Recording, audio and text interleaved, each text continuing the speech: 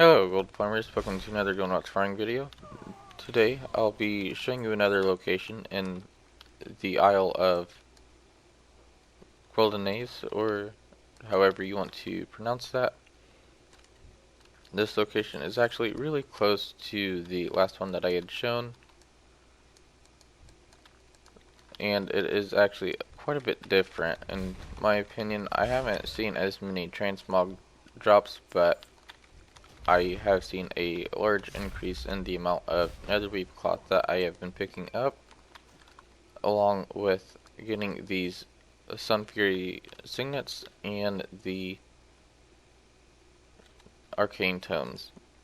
These are both rep items, and I've actually been able to pick up, I believe, 3 or 4 of these here within the few minutes that I have saved up for my testing. I have farmed this a little bit before, but I usually like to try and have a little bit of information on my loot appraiser before I go ahead and record a location.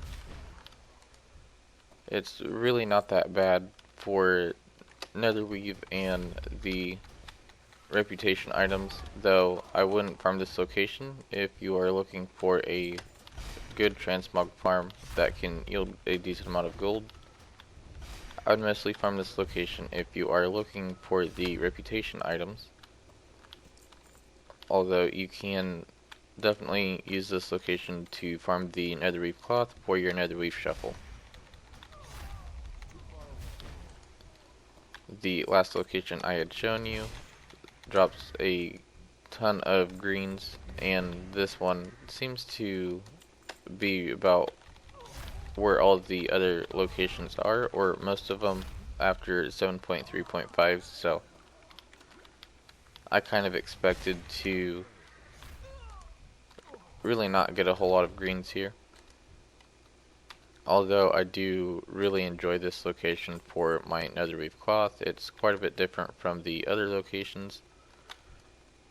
I usually just run around. You can probably create a small route if you want and just make a loop around the entire location. It's right here in the Dawnstar village. I do believe there are more of the Dawnstar mobs located over here in these ships, that if you are a Death Knight, you can get quite a bit of Neatherweave cloth from those as well. The reason why I recommend Death Knight is because of their waterwalk ability.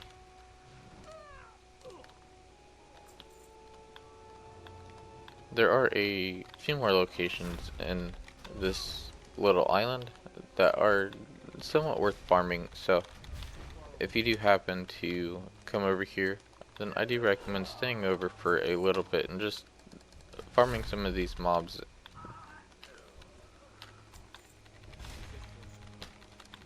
If you do come here, I do recommend that you farm the raid over a lot of other stuff depending on what you are after.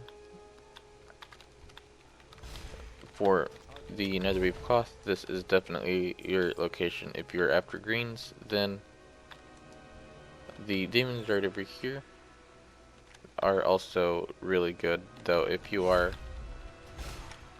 after just a bunch of different stuff, then the raid is really good. Although you do complete your lockout pretty quickly.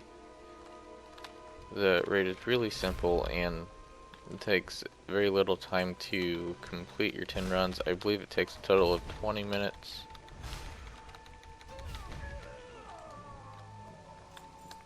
So depending on what you are farming, you can choose these few different locations to go ahead and increase your yield for your hourly farming session.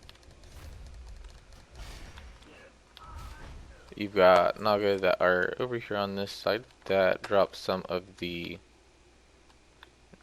I believe they're called Jaggle claims, which those are good for a various amount of reasons.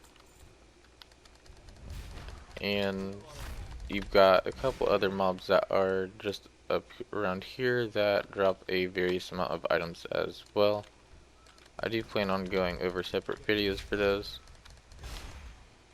If you haven't seen my Neatherweave shuffle, then I will leave the link in the description below. Within these few minutes of me farming, I was able to pick up quite a bit.